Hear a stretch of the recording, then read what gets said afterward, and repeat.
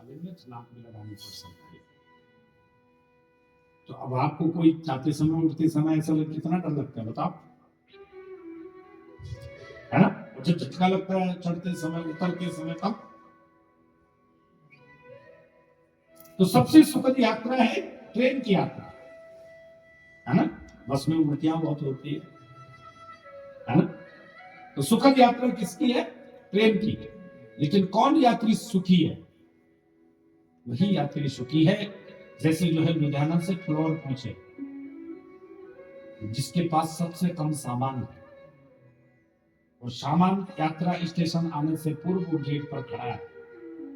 पिताजी वही सुखी है जो बुढ़ापा आने से पहले संसार के सारे कामों से मुक्त होकर, भवबंधन से मुक्त होकर अपनी अंतिम यात्रा के लिए जो पहले से ही स्टेशन पर, जीवन रूपी स्टेशन पर खड़ा है।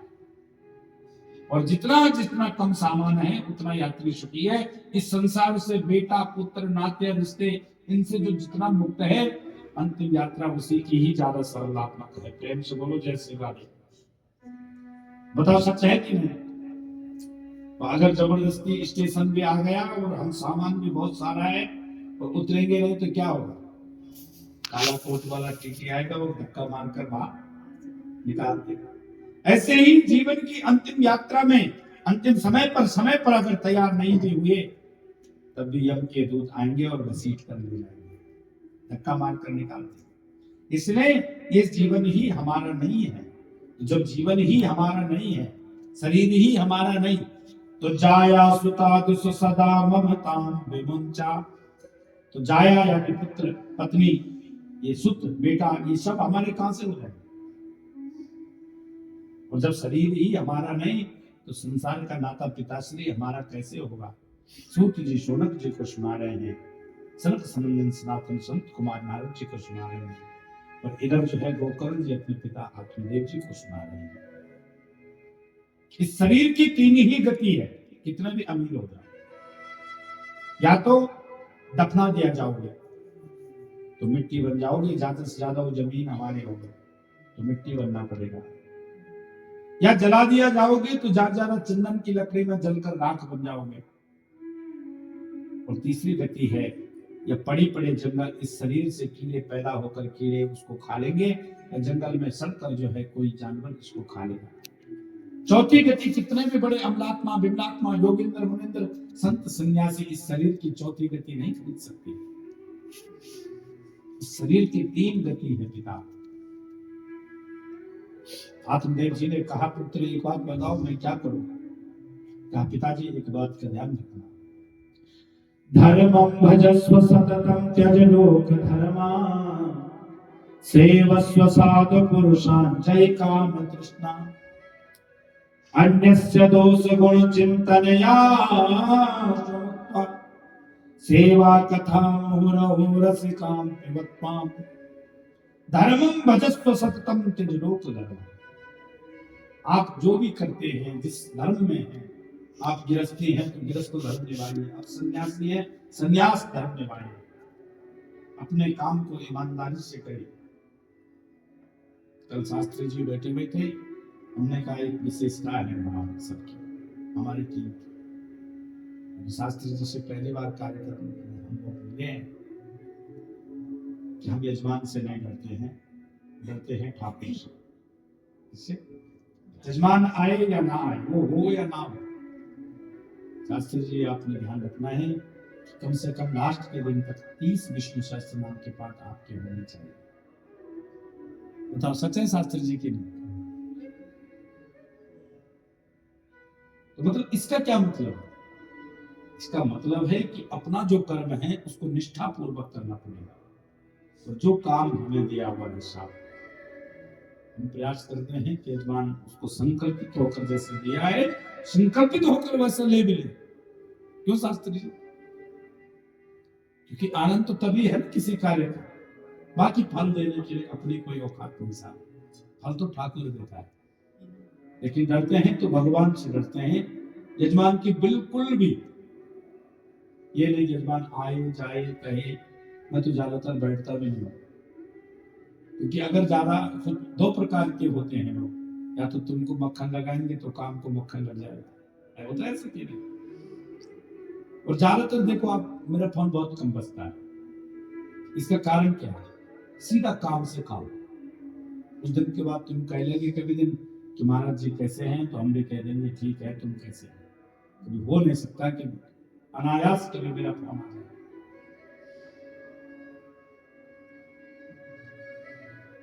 क्योंकि ये जीवन की एक सिस्टम है, क्योंकि कार्य अगर अच्छा है तो उनको जो फल मिलेगा वो फल निश्चिंत आपसे जोड़ के रखेगा। बताओ सच है कि नहीं? सूत जी कहते हैं सुना का मुनियो, धर्मम भजस्व सततम त्यजलोक धर्म। जो वास्तविकता धर्म है उसके पद पर चले। त्यजलोक धर्म, संसार का जो धर्म है उसको कम करना चाहिए, भगवत धर्म ज्यादा निभाना चाहिए। आपने जो है आज कहीं कथा भी हो रही है आपके गांव में और शादी भी हो रही है, अब कहाँ जाए? तो कहते एक काम करिए कि जहां शादी हो रही है वहां थोड़ा सा सम्मिलित हो जाए, और जहां कथा हो रही है वहां अपने उद्धार के लिए ज्यादा सम्मिलित हो जाए। मंदिर में भंडारा चल रहा है, एक जगह गांव में शादी है, तो आपने ज्यादा समय मंदिर में देना है, क्योंकि उसका कोई व्यक्ति तुम्हें पारिश्रमिक नहीं देगा पुरस्कार कि भाई आप मेरे बेटे की शादी मंदिर में तुमने भंडारा करवाया तो भगवान शंकर जी आएंगे, वाह भक्त, है ना? क्योंकि वह जो है धर्म है, वो आपका फर्ज है।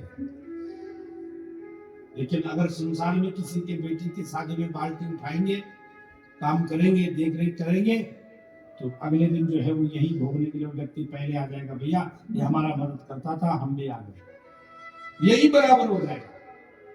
लेकिन जो मंदिर में सेवा करेंगे, यहाँ भी साथ आएगी, आपके बच्चों को भी आशीर्वाद मिलेगा और वहां भी साथ आएगा। प्रेम से बोलो जय श्री राम। इसलिए संसार का जो धर्म है उसको कम करना है, और लोक जो भगवत धर्म है उसको ज्यादा मानना है। प्रेम से बोले जय श्री राम। धर्मं भजस्व सततं त्यजलोक धर्मा, सेवस्व साधु पुरुषा जहि काम तृष्णा। ज्यादातर जो है संत महापुरुषों की सेवा करना, जो दीन दुखी है उनकी सेवा करना। अन्यस्य दोष गुण चिंतन या समत्वा, सेवा कथा मुहुरहुरस काम। ना किसी के जो है ज्यादा गुण देखने हैं, ना किसी के ज्यादा जो है दोष देखने हैं। ज्यादा किसी के गुण देखोगे तो भगवान को भूलकर संसार को, उस व्यक्ति को भजना शुरू कर देंगे, और ज्यादा किसी के जो है दोष देखोगे तो वो दोष हमारे में आ जाएंगे, हम भी दोषी हो जाएंगे। प्रेम से बोलो जय श्री राम। अन्यस्य दोष गुण चिंतन या सुमुक्त्वा, किसी के गुणों की भी ज्यादा चर्चा नहीं करनी है और किसी के दोषों की भी ज्यादा चर्चा नहीं करनी है। प्रेम से बोलो जय श्री राम। आज जैसे ही श्रीमद् भागवत का यह गीता उपदेश, गोकर्ण गीता का उपदेश गोकर्ण जी ने अपने पिता को दिया। आज आत्मदेव जी महाराज ने घर छोड़कर आज फिर से जंगल को गए, लेकिन आज संसार को मांगने गए थे, आज संसार को छोड़कर गए हैं और श्रीमद् भागवत के 10वें स्कंद का पालन किया और 6 मास में जो है मुक्त हो गए। उनके शरीर से दिव्य ज्योति निकली, मेरे ठाकुर में समाश्रित हो गए। राम का नाम लेकर जो मर जाएंगे, वो अमर नाम दुनिया में कर जाएंगे। राम का नाम लेकर जो मर जाएंगे, वो अमर नाम दुनिया में कर जाएंगे।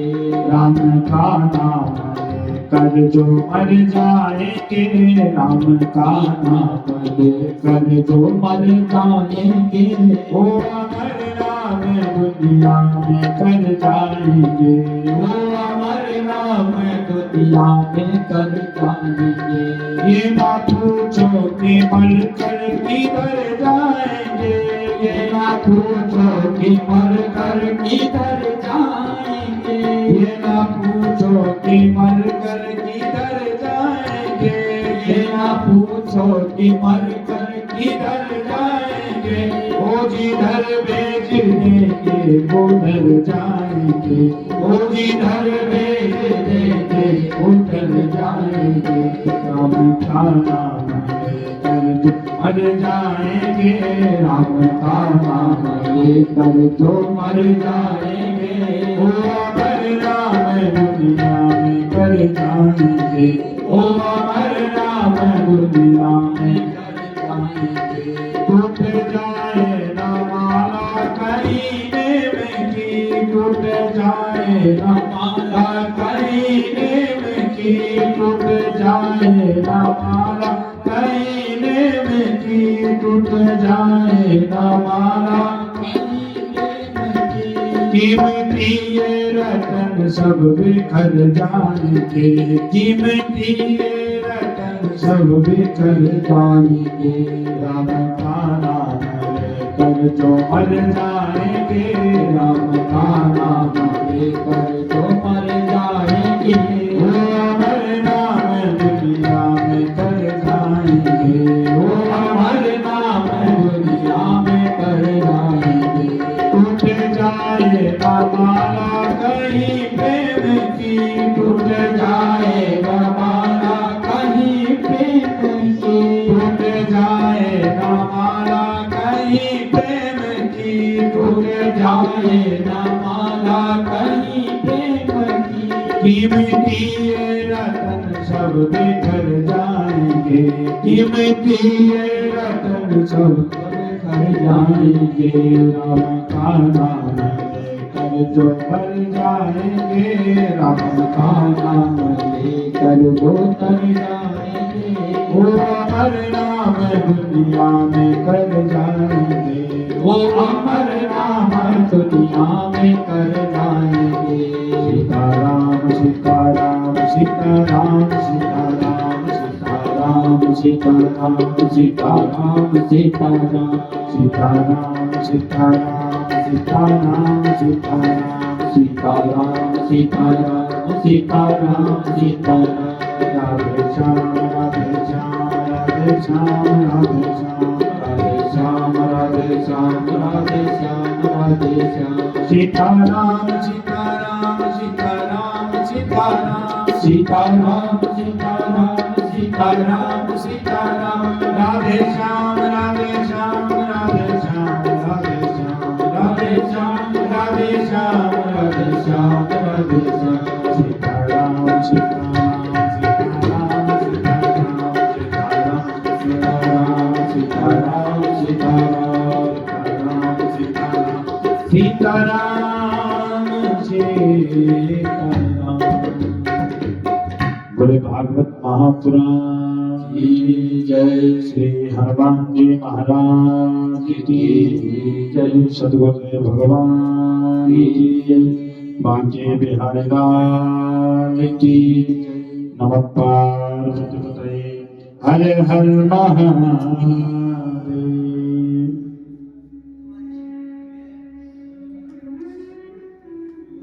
आज जैसे ही जो है आत्मदेव जी मुक्त हो गए, इधर धुंधकारी भी जो है अपनी मां से कहा, मां मुझे कुछ धन दे दे। जो घर में पहले ही बचा हुआ था वो पहले ही चोरी करके ले गया। लेकिन आज मां ने जो है धन नहीं दिया, क्योंकि कमाने वाला घर में कोई नहीं बचा हुआ है। और आज अपने मां को लात से प्रहार किया कि जरूर तूने जो है कहीं ना कहीं धन को छिपा रखा होगा। और आज जैसे ही जिस पुत्र के लिए अपने पति से भी झूठ बोला, आज जैसे ही पुत्र से दुखी हुई, आज मन में इतनी गलानी हुई, अरे देवता जैसा पति था मेरा, और इस पुत्र के लिए मैंने उनसे भी झूठ बोला। और आज सीधे कुएं में जाकर इस दुर्गले देवी ने आत्महत्या कर दी। इधर धुंधकारी को समझाने वाला कोई नहीं था, इसने घर में 5 वैश्याओं को लाया। एक दिन राजा के घर में चोरी करी। वैश्या ने सोचा कहीं ऐसा ना हो कि ये हमारा नाम बता दे। एक दिन रात्रि के समय एक खटिया में ये धुंधकारी नशे में धुत होकर सोया हुआ था।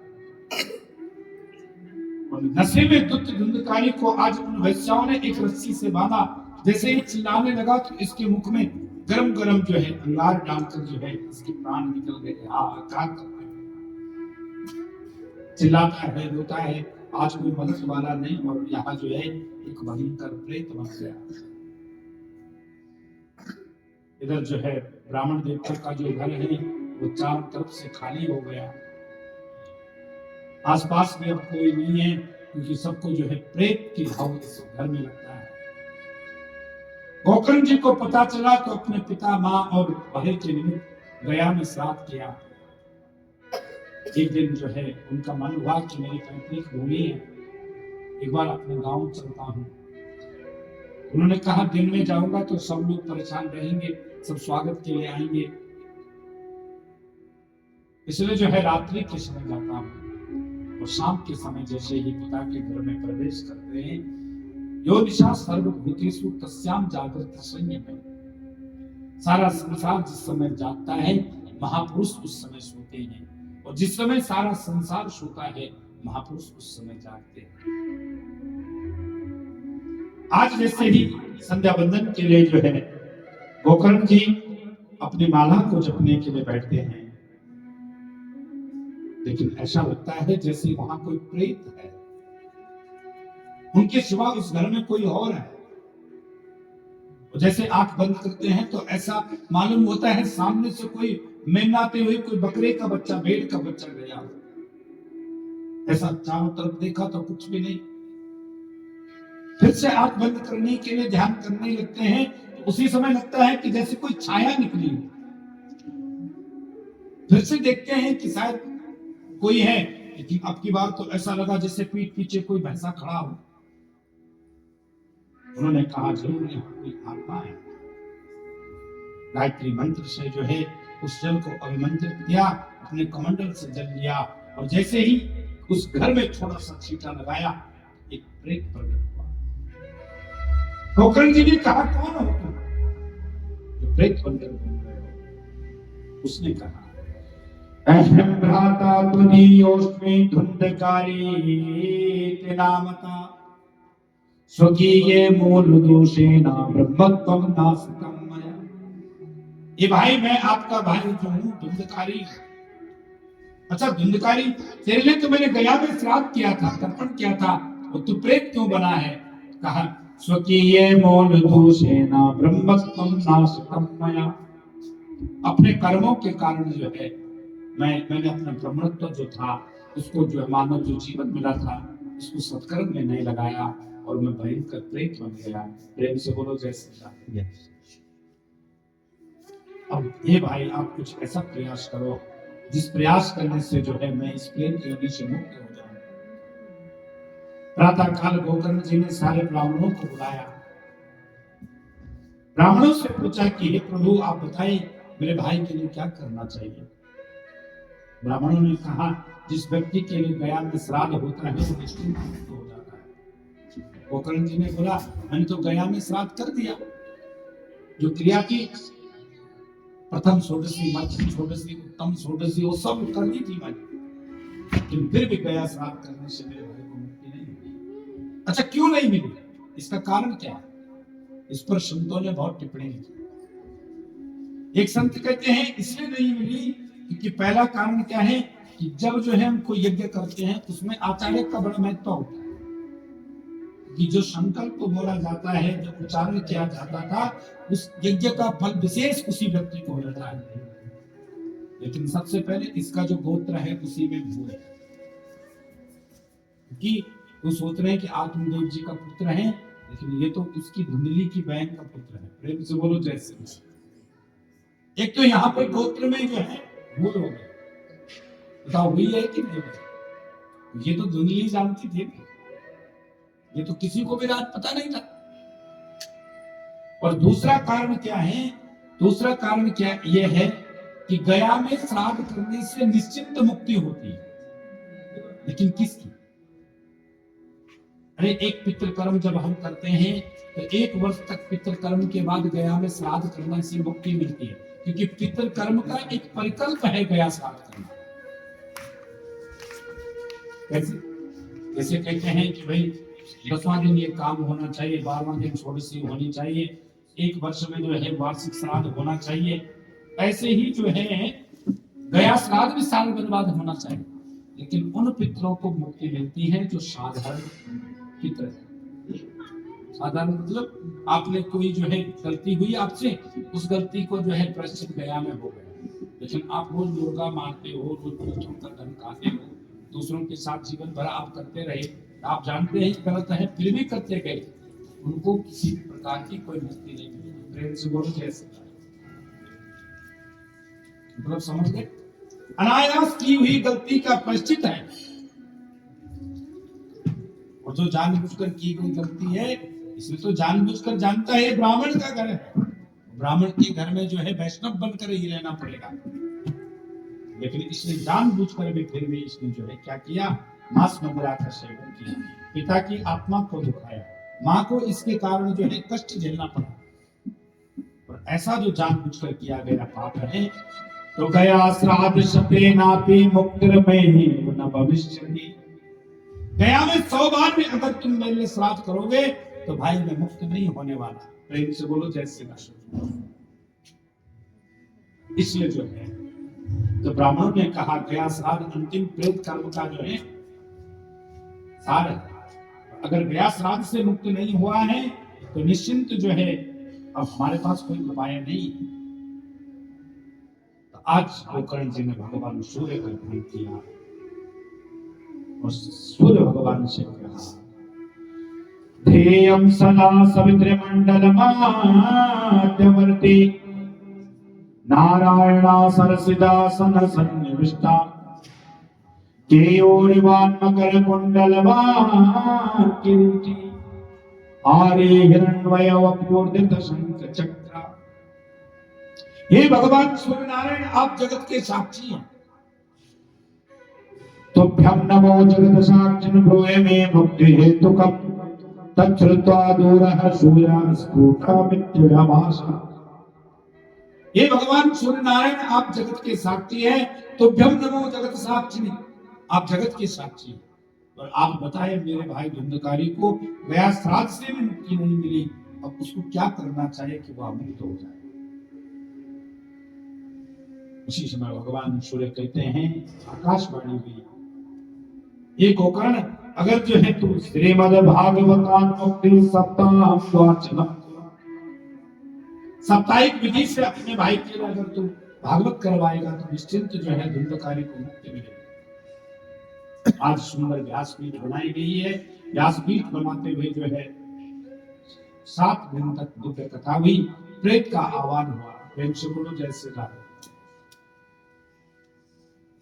जैसे ही इस प्रेत का आह्वान हुआ, एक 7 गांव का बांस रखा गया, उस प्रेत ने इस बांस में जो है प्रवेश किया।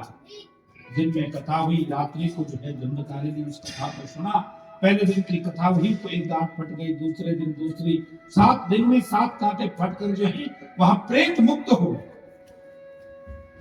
उसी समय जो है एक दिव्य विमान आता है, उस दिव्य विमान से जो है भगवान के पास प्रकट होते हैं और जैसे धुंधकारी को उठाकर ले जाते हैं। उसी समय गोकर्ण जी ने कहा, महाराज एक बात बताओ, कथा सुनने वाले इतने थे लेकिन विमान एक क्यों आया? कथा तो सबने सुनी, एक विमान क्यों आया? तो भगवान के पार्षदों ने कहा, कथा सुनना बैठना मात्र कथा नहीं, उस कथा को सुनना, उसको अपने जीवन में उतारना, उस पर मनन करना। क्योंकि 3 प्रकार के श्रोता होते हैं, पहले है श्रोता, दूसरे हैं श्रोता और तीसरे है वास्तविक श्रोता। श्रोता कहते हैं जो पान वाले की दुकान पे मिलता है, पंसारी के पास सुपारी काटने वाला, इसे सुपारी को काटते हैं उसको श्रोता बोलते हैं। पहला श्रोता कि आया भैया देखते हैं कैसा जो है गोस्वामी जी कथा करवा रहे हैं, बड़े बच्चे कथा वाले, और आए और देखा वे कोई खास नहीं, कहते हुए थे 1 महीने से कथा करवाएंगे लेकिन कोई मात्र देखते हैं क्या कमी है। जिनका काम काटना है वो है श्रोता। दूसरे हैं श्रोता, आए फर्स्ट क्लास जो है एक दीवार की आड़ली और वहां पर कथा शुरू हुई, आराम से नींद पूरी करी, लास्ट में प्रसाद बटा और कहा, बाहर जाकर पूछा पड़ोसन ने, भाई कैसी कथा हो रही, कल हम भी जाएंगे। कथा तो बहुत अच्छी हो रही है, अच्छा क्या सुना? तेरे वो मेरी समझ में नहीं आया, पता नहीं कहां से बाबा ला रखा है, पता नहीं क्या क्या बड़बड़ करता है, समझ में नहीं आया कि कथा बहुत अच्छी है। जिनको मात्र सोने से मतलब है। और तीसरे हैं श्रोता, जो सुना है उसको जीवन में उतारना और रात में उस पर मनन करना। तो सब कथा तो सुनते थे लेकिन मनन नहीं करते थे। और ये जो धुंधकारी है, ये जो कथा सुनता था रात्रि में विचार करता था, ये प्रभु ये मानव शरीर तूने दिया, इससे गलती हो गई। और आज भगवान का विमान इसीलिए प्रकट हुआ है। आज दिव्य यहाँ धुंधकारी जो है भगवान के धाम को चले गया, 7 दिन में मुक्त हो गया। इधर सारे ग्रामवासियों ने हाथ जोड़कर जो है कहा, महाराज गलती हो गई सुनने में, अब की बार एक बार फिर से कथा करो।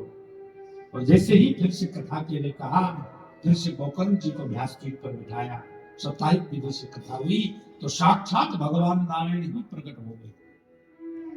तुलसी कुंद मंदारा पारिजात चंपक पंचेते गृहीते माला वनमाला विमोचता। नारायण शंख चक्र गदा पद्मधारी नारायण जो है तुलसी कुंद मंदार पारिजात चंपक आदि पुष्पों की माला को धारण करते हुए प्रकट होकर गोकर्ण जी को हृदय से लगाया और कहा, आप जैसे वैष्णव जब तक धरा पर है तब तक जो है कोई नरक को नहीं जा सकता है। अगर कोई बिल्कुल पापी होगा जो है नरकगामी होना चाहता है, जब तक आप जैसे वैष्णव हैं वो नाम जब तक जपते रहेंगे तब तक व्यक्ति को मुक्ति मिलती है। तो अयोध्यावासिना पूर्वं यथा रामेण संगता तथा कृष्णेन तेनैता गोलोकं योगी दुर्लभम्। जैसे भगवान राम के चले जाने के बाद समस्त अयोध्या वासियों को साकेत धाम की प्राप्ति हुई, भगवान श्री कृष्ण के चले जाने के बाद सारे ब्रजवासियों को गोलोक की प्राप्ति हुई, वैसे ही शनि शनि जिसको मृत्यु प्राप्ति होती है उसको भगवान वैकुंठ की प्राप्ति होती है, सारे गोकर्ण की ग्रामवासियों को। लेकिन माताओं, इस कथा को हमने बहुत बार सुना है ना? ये तुंगभद्रा नाम की नदी क्या है? ये आत्मदेव ब्राह्मण कौन है? ये धुंधकारी कौन है? ये धुंधली कौन है? ये गोकर्ण क्या है? ये 7 गांठ वाला बांस क्या है? ये 5 वैश्य कौन थे? ये विमान क्या है? हमें ये समझना है। तुंग मने होता है शीघ्र, भद्र मने होता है कल्याण। इस 84 लाख योनियों में मानव जीवन ही एक ऐसा है जो अपने कल्याण के लिए कुछ भी कर सकता है। अपने पैसे को लोग नशे में लगा रहे हैं, और आपने अपने पैसे को जो है सत्कर्म में लगाया, क्यों लगाया? क्योंकि 84 लाख योनियों में मानव शरीर ही गाय बहुत उच्च कोटि की जो है योनि है, लेकिन अपने उद्धार के लिए कथा नहीं करवा सकते। जो कथा बोली है उसको समझ नहीं सकते, बताओ सच्चाई कि नहीं? दान दे नहीं सकते, लेकिन व्यक्ति जो है मानव शरीर में दान दे भी सकता है, कथा सुनवा भी सकता है और सत्कर्म बढ़ा भी सकता है। बताओ सच है कि नहीं? तो तुंग मने शीघ्र भद्र मने कल्याण, 84 लाख योनि वाली जो नदी है उसमें सबसे शीघ्र कल्याण करने वाली जो सबसे सरल नदी है, जीवन है, वो मानव शरीर है। अगर इस जीवन की जैसे एक ताला होता है, उसको अगर हम बाएं तरफ लगाते हैं तो क्या होता है? बंद हो जाते हैं। उसी ताले को जब हम दाहिनी तरफ घुमाते हैं तो मुक्त हो जाते हैं। इस मानव को जीवन को अगर हम बाईं तरफ यानी संसार की तरफ लगाते हैं तो ये बंधन का कारण बनेगा, और इसी जीवन को जब हम जो है दाहिनी तरफ लगा देंगे तो यही मुक्ति का कारण बन जाएगा।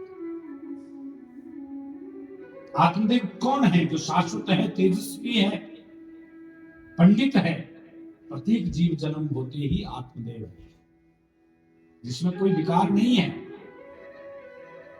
लेकिन इसकी जो धर्म पत्नी है वह है प्रबुद्धि स्वरूपी, जिसका नाम है धुंधली। व्यक्ति शाश्वत तो था, जीवन में पवित्र तो था जब जन्म हुआ, लेकिन संसर्ग जादोष गुणों भवंती, संसार को देख देख कर जो है कभी कभी उसके मन में संशयात्मक बुद्धि आ जाती है। अरे परमात्मा है भी कि नहीं है, कथा करवाएं भी कि ना करवाएं, पूजा पाठ से पैदा होता भी कि नहीं होता है, अच्छा काम करने का फल मिलता भी कि नहीं है। ये संशयात्मक जो बुद्धि है यही धुंधली है। रज्जो यथा हेर ब्रह्मा, एक व्यक्ति है, उसके घर में जो है रात्रि के समय एक एक जो है लटका हुआ कुछ दिखाई दिया। सारे गांव वालों को बुलाया, भैया आओ आओ, हमारे घर में सांप लटक रहा है। सारे ग्राम वाले डंडा लेकर जो है सब वहां खड़े हुए, और जैसे ही हवा का झोंका आता है तो थोड़ा और झूलता है। एक कहता है देखो देखो हिल रहा है, सांप है भैया। एक कहता है भैया एक काम करो, मुझे तो बहुत खतरनाक लग रहा है, पता नहीं किस प्रजाति का हो, सुबह तक वेट करो, सब देखते हैं, यहीं पे रुके रहो, जब वो जो है रात खुलेगी तब प्यार से उसको देखें। और जैसे ही रात खुली तो पता चला ये भगवान वो सांप नहीं, वो तो रस्सी। तो ऐसे ही इस संसार को, जो झूठा संसार है, उसको हम अपना समझ बैठे हैं, और जो रस्सी और सांप समझ नहीं पा रहे जीवन से, हमारे जीवन में क्या अच्छा है, हमारे लिए क्या बुरा है। ये संशयात्मक जो हमारी बुद्धि है, यही तो धुंधली है। और जहां समय हमारे जीवन में संशयात्मक रहता है, उसका परिणाम क्या होगा? जो हम चाह रहे थे अच्छा, वो जीवन में हुआ नहीं, करें कि ना करें, होगा कि नहीं होगा, आगे क्या होगा, कैसे होगा। और जब हम ऐसे सोचते सोचते जीवन की बात चलते हैं, तो एक दिन ऐसा होता है कि हमारे जीवन में धुंधकार पैदा हो जाता है, जिसका नाम धुंधकारी। जीवन की जो संशयात्मक बुद्धि थी, वो अब जीवन में एक बहुत बड़ा आडंबर के रूप में, कठिनाई के रूप में वहां जीवन हमारा चल पड़ा। प्रेम से बोले जैसे। लेकिन संतों के पास से जो हमें सत्संग मिला है, जीवन में जो सत्कर्म किया है, वो कभी व्यर्थ नहीं जाता, और वही गोकर्म है, जो संतों का प्रसाद। इस सत्संग और जीवन में किया हुआ सत्कर्म ही गोकर्म है, और यही गोकर्म ही अंतिम समय पर हमको मुक्त करेगा। जीवन में कभी कभी ऐसा समय आता है कि जब ऐसी ऐसी कठिनाइयों से हम सोचते हैं कि शायद बच नहीं सकते थे उन स्थितियों में। बताओ होता है सत्य नहीं? जिनको हम अपना मानते हैं वही हमसे विमुख हो जाएंगे। जब जीवन में ऐसी घड़ी आती है, तब उस समय को कभी पीछे मुड़कर देखिए, क्या हम इस लायक थे कि जिस स्थिति पर हम आज हैं। कभी कभी जो है हम यात्रा कर रहे हैं, यात्रा करते करते दूसरे दिन जो है अचानक से देखा भैया बस की दुर्घटना हो गई, और पीछे का सारा हिस्सा साफ, अखबार में देखा लिखा पड़ा, हमको खरोच आई माना, और पीछे का सारा अखबार पे जो है बस साफ। ये भगवान हम बच गए। खुद को भी यकीन नहीं होती, उतनी बड़ी घटना से हम बच गए। ऐसे ही जीवन में ऐसा कई बार वक्त आता है कि जब जो है हम सोचते हैं कि भगवान हम बच गए, ऐसा हो गया, जीवन बदल गया। लेकिन हमारे जीवन में जब फिर से लालसा आती है नहीं कार्य की, वो उस सत्कर्म को भूल जाते हैं। लेकिन जैसे ही घड़ी में पहले इलारन वाली घड़ी आती थी ना, और उस घड़ी पर जो समय इलारन का हम रखते हैं, उस समय पर जो है वो इलारन निश्चिंत जो है बजेगा। लेकिन उसको बजने में थोड़ा समय लगता है। तुरंत कितना भी प्रयास करें, उस इलारन को हम तुरंत नहीं बजा सकते, उसमें कुछ समय लगता है। ऐसे जीवन में किया हुआ सत्कर्म तुरंत फल नहीं देता, उसमें थोड़ा सा वक्त लगता है।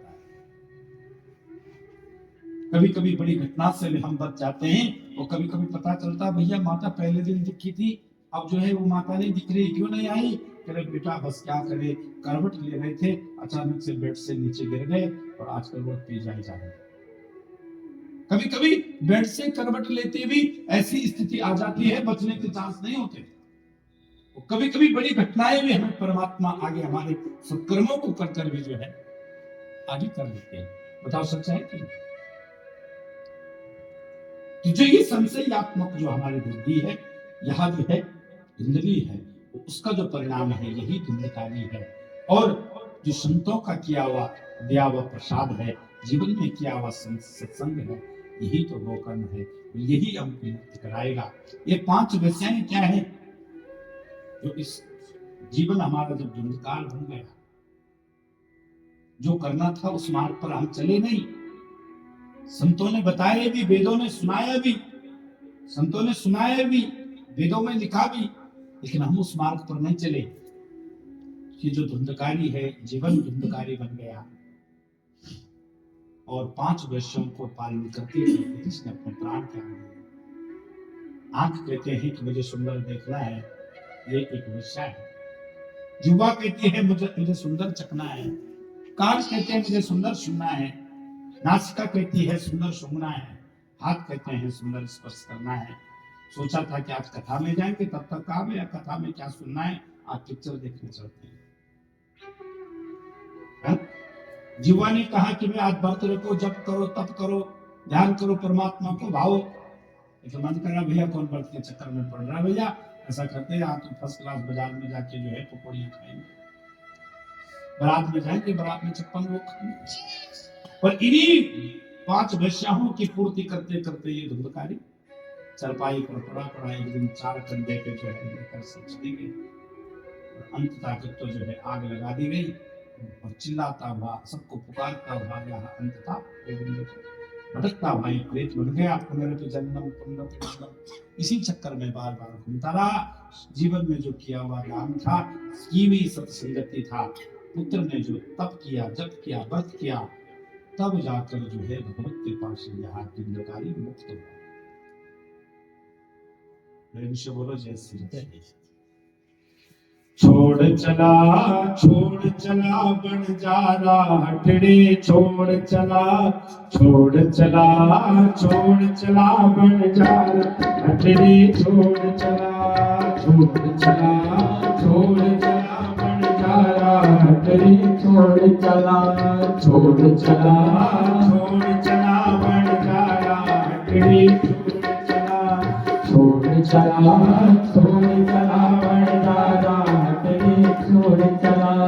इस हटड़े बिच नौ दरवाजे, इस हटड़े बिच नौ दरवाजे, इस हटड़े बिच नौ दरवाजे, इस हटड़े बिच नौ दरवाजे। 10वां गुप्त द्वारा हटड़े, छोड़ चला बंजारा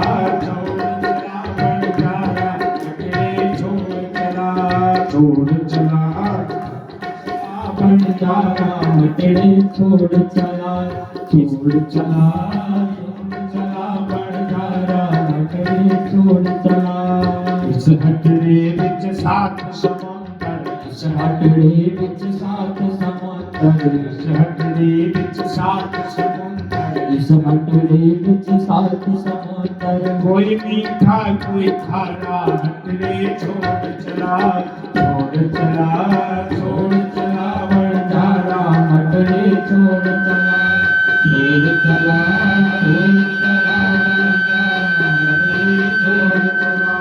हरि उठाए जरा दोनों हाथों को, गाने तो बताओ। इस हटड़े बिच हीरे मोती, इस हटड़े बिच हीरे मोती, इस हटड़े बिच हीरे मोती, इस हटड़े बिच हीरे मोती। है कोई परखण हारा हटड़े, छोड़ चला, है कोई परखण हारा हटड़े, छोड़ चला बंजारा हटड़े, छोड़ चला बंजारा हटड़े, छोड़ चला बंजारा हटड़े, छोड़ चला। बोले भागवत महापुराण की जय, सद्गुरुदेव भगवान की जय, बांके बिहारी लाल की जय, श्री हनुमान जी महाराज की जय। नमः पार्वती पतये हर हर महादेव। अंततः तो जो है सूत जी कहते हैं, ये शौनकादि मुनियों, इस कथा को जो व्यक्ति मन लगाकर सुनता है वह पित्त वृद्धि से मुक्त हो जाता है। आख्यान में तद परमं पवित्रं सुक्तं सकृदेव श्राद्धे प्रयुक्तं पितृतृप्तमावहे नित्यं सुपाठा पुनर्भवं च। यदि कोई व्यक्ति नित्य इसका पाठ करता है, इसको करने गीता का, उसको पुनः भव सागर में नहीं आना पड़ता है। तो एक बार भी मन लगाकर अगर इस कथा को सुने तो वह पितृ से मुक्त हो जाता है। प्रेम से बोले जय श्री राम। सोनक इधर सूत जी से सोनक जी ने प्रश्न पूछा, महाराज इस भागवत की विधि क्या है?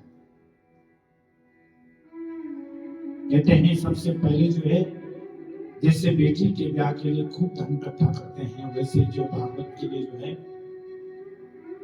खूब धन संचय करना चाहिए। अच्छा एक बात बताओ महाराज, इस भागवत में खर्चा कितना आता है? कितना खर्चा आता है बताएंगे? इस भागवत में इतना खर्चा आता है जितना बेटी के ब्याह में। अब बेटी का ब्याह आप मंदिर में जाके शॉर्टकट में बिस्कुट बांट के नहीं कर सकते, कर सकते हैं कि नहीं कर सकते? थोड़ा बहुत जो कुछ बना, जैसे साधारणता है, बताओ सच है कि नहीं? और बड़े बड़े पांडालों में भी कथा होती है। एक बार दुबई में कथा थी, पूछा मैं लगभग खर्चा कितना बना? 80 लाख। बताओ सच है कि नहीं? कि 15-20 लाख के लगभग कम कथा, यही बड़ी कथाओं का खर्चा नहीं होता। 4 लाख से कम तो लगभग आज साधारणता अगर हम ठीक स्तर पर कथा करते हैं तो 4-5 लाख तो खर्चा होता ही है। और वहां का एक ग्राम की कीमत लगभग 20,000 है। 20 गुना है यहाँ से, तो 20 गुना जब करोगे 5 को तो कहाँ हो जाएगा? प्रेम से बोलो जय श्री कृष्ण। तो साधारणता जैसे बेटी का ब्याह करते हैं, आप बहुत बड़े पैलेस में भी कर सकते हैं, करोड़ों रुपए लगा भी सकते हैं। और साधारणता गांव के मंदिर में जाकर अपने 2, 4, 5, 7 लोगों को ले जाकर उस बेटी का ब्याह भी कर सकते हैं। संक्षिप्त घर में बैठकर हम कथा सुन रहे हैं, ये भी कथा। और किसी ग्राउंड में अगर हम बहुत बड़ा आयोजन करते थे तो वो भी कथा है। जैसे बेटी के ब्याह के लिए अपना सामर्थ्य के अनुसार तैयारी करते हैं, वैसे ही अपने सामर्थ्य के अनुसार कथा को तैयार करना चाहिए, कथा सुननी चाहिए। धन की वजह से कथा नहीं रुकनी चाहिए। अब हम सोच रहे हैं कि भैया जैसे जो है पड़ोसी ने खूब सारा भंडारा किया, बहुत बड़ा आयोजन किया, बड़े ग्राउंड में कथा करी, हम भी वैसे करें।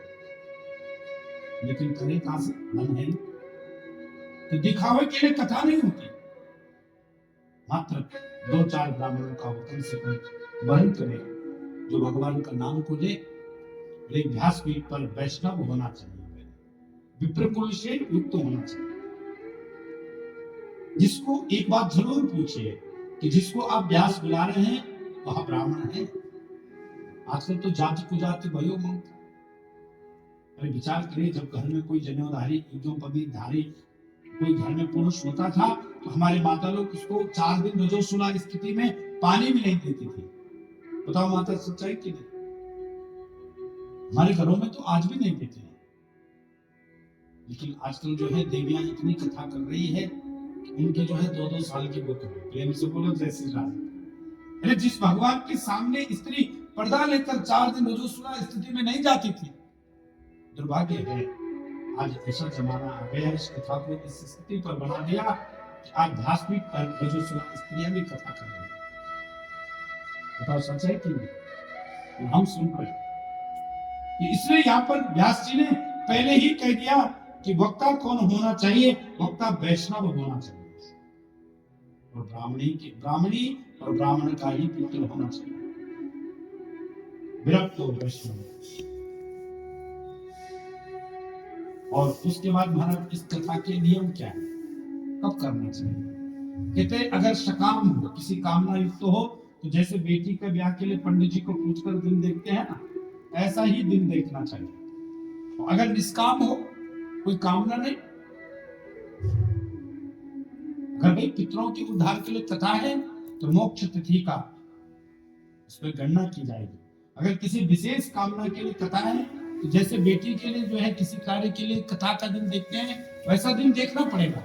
लेकिन अगर निष्काम है कि भैया हमें कुछ नहीं चाहिए, भगवान की भक्ति के लिए कथा सुनेंगे, तो क्या जागना है कि कब नवरात्रि है, क्या जागना है कब कृष्ण जन्माष्टमी है। बस पंडित जी को कहा महाराज, जैसे महाराज आप पिछली बार बुलाए थे ऐसे ही किसी को बुला लो, तो घर में बैठकर 3 लोग रहेंगे, एक आप लोग 2 हो, कथा सुनो। तो फिर कब से सुने? कहते दिनानाम नियमो नास्ति, किसी दिन देखने की जरूरत नहीं। रात की 12 बजे अगर मन में आ गया कि कब से कथा करेंगे तो हाथ जोड़े, योग्य व्यक्ति का चयन करके कहिए महाराज किसी वैष्णव को घर पे भेजिए और कल से कथा शुरू होगी। तो कोई दिन देख तदेव लग्नम सुदिनम तदेवा तारा बलम चंद्र बलम तदेवा विद्या बलम देव बलम तदेवा लक्ष्मी प्रत्येक भृगम स्नान। इससे अच्छा दिन क्या हो सकता है जिस दिन जो है हमें भगवान याद आ गए, और इससे बुरा दिन क्या हो सकता है कि जिस दिन हम भगवान को भूल गए।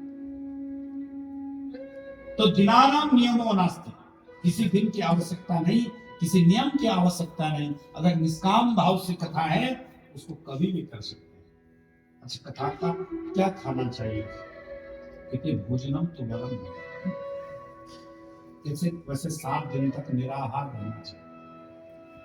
अच्छा, निराहार नहीं रह सकते हैं तो केवल घृत पिए, वक्ता भी और यजमान भी, क्या पिए? घी।